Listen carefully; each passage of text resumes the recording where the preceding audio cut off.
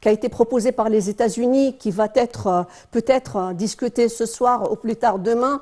En contrepartie, il y a le groupe arabe qui présente également un projet de résolution.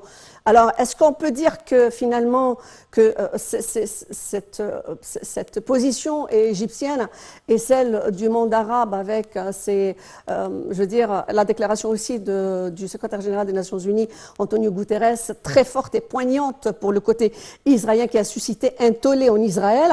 Est-ce qu'elle peut arrêter ce projet de résolution américain qui va vouer donc la résistance palestinienne et le Hamas à être une organisation terroriste et prendre des dispositions donc internationales, du droit international? Le problème, c'est que si les États-Unis ne vont pas utiliser leur droit de veto sur cette résolution, alors on peut aboutir à quelque chose. Mais selon ce qu'on a vu dans toute l'histoire passée, depuis peut-être même la création de l'État israélien, on a toujours trouvé un soutien américain pour tout ce qui est à condamner. Oui, mais vos prédictions, Excellence, vos prédictions, est-ce que vous pensez que le côté américain va faire passer ce projet de résolution qui condamne les Palestiniens?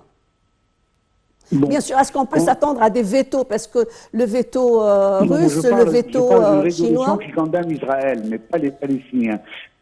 Si on va condamner les Palestiniens, ça va facilement passer, mais de l'autre côté, on aura un autre veto des pays qui supportent la Palestine. Alors, la question n'est pas si facile que ça. Alors, on a deux camps, chacun supporte et soutient son État favori.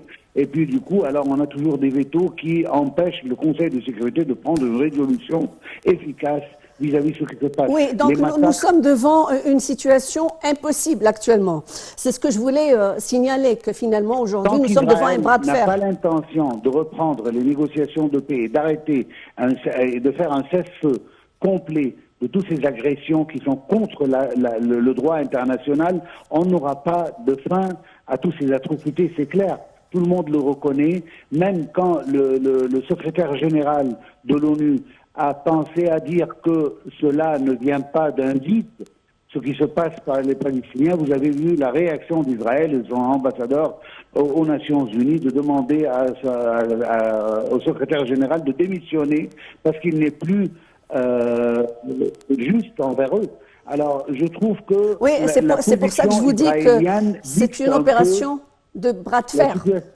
La situation israélienne dicte un peu la position de tous les pays membres du Conseil de sécurité. Oui, mais ça c'est d'une part, mais d'une autre part aussi, adopter la résolution ou la motion et de ne pas l'adopter serait aussi une question qui peut être, je veux dire que ce projet peut être arrêté du côté du groupe arabe ou du côté aussi de la motion de la part des États-Unis. Revenons à cette question de hier. La session sur Gaza était une session totalement impressionnante, je veux dire, qui n'était pas, je veux dire, normale dans la situation de la réunion du Conseil de sécurité. Il y a eu la présence de au moins 80 pays qui ont tenu à assister et donner leur avis sur la situation. Comment vous voyez la situation? Est-ce que ça peut faire basculer la situation vers la position de l'Égypte? Cessez-le-feu immédiat, protection des populations civiles à Gaza et encore acheminement du carburant qui est peut-être le point de litige entre les Israéliens et les Nations Unies et par l'intermédiaire de l'Égypte pour nourrir les hôpitaux qui sont en détresse, qui actuellement sont hors service. La majorité sont hors service et même l'UNRWA a dit que à partir d'aujourd'hui, fin de journée, il n'y aura plus de possibilité pour pouvoir aider ces hôpitaux. Bon, écoutez, alors, en ce qui concerne la position, que ce soit de l'Égypte, des pays arabes ou même du reste du monde, la situation et la position sont claires pour tout le monde. Ce qui manque ici, c'est la volonté d'Israël, soutenue par l'Occident, notamment les États-Unis, à arrêter tous ces massacres.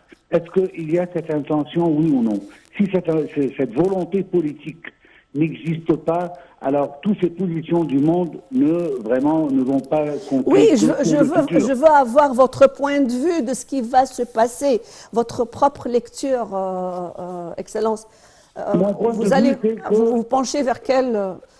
je me penche vers ça. Moi, j'attends une volonté politique de la part d'Israël de commencer Est-ce qu'elle est à possible? implémenter Je veux dire, est-ce qu'elle est ce soir. possible ou elle n'est pas possible? C'est ça la question fondamentale. Pour revenir à cette question, dernière question sur les otages, l'Égypte a joué le rôle majeur pour pouvoir donner l'espoir à ces familles de détenus pour récupérer les siens. L'Égypte a parrainé donc cette libération des 2 otages hexagénaires, l'une âgée de où elles sont âgées de plus de 80 ans. Comment vous voyez les efforts égyptiens qui ont été déployés et cette réussite? Le Hamas a déclaré qu'il y aura 50 personnes qui vont être libérées également pour des raisons humanitaires. Et comment vous expliquez le tollé en Israël quand une des détenues a dit qu'elle a été bien traitée par le Hamas, on lui a donné des médicaments. Il y a eu un tollé dans les émissions, les talk-shows israéliens qui ont dit que ce discours ne devrait pas sortir sur la population. Bon, écoutez, alors je suis sûr que le Hamas peut exprimer et montrer sa bonne volonté vis-à-vis les otages, parce que tout simplement, il y a des siens de l'autre côté aussi. Et il veut montrer que c'est pas une organisation terroriste comme on l'appelle tout le temps. Une organisation terroriste ne va pas bien traiter les otages. Mais selon plusieurs témoignages qu'on a déjà... Oui, c'est la guerre des propagandes. C'est la guerre des propagandes. Exactement. C'est important pour eux, de point de vue politique, de montrer qu'ils sont des forces de la résistance contre l'occupant qui est Israël, et qu'on n'est pas des terroristes, qu'on est en train de célébrer les douleurs des autres. Ça, c'est un point qui est assez politique pour eux, et c'est très important, je trouve, pour montrer le vrai visage de la résistance palestinienne. Tant qu'il y a une occupation, il y aura des résistances. Et même si on va pouvoir éliminer Hamas de l'équation de la résistance palestinienne, il y aura d'autres groupes au futur. Parce que la vie et le problème et le conflit n'a pas commencé le 7 octobre, il a commencé plus de 50 ans quand il y a eu une occupation sur la terre palestinienne. Et tant qu'il y a une occupation, on aura des mouvements de résistance contre ces colonies. Voilà, vous avez dit donc c'est une question de résistance, quelle que soit la nomination. C'est les douleurs, les souffrances des massacres perpétrés contre le peuple palestinien depuis plus de 50 ans qui sont à l'ordre du jour.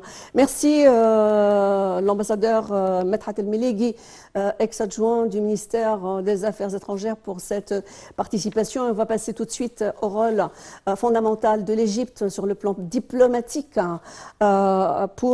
et du président Abdel Fattah el-Sisi qui a été déterminant donc pour trouver un cessez-le-feu. Ce commentaire est signé Sarah El-Maghrabi.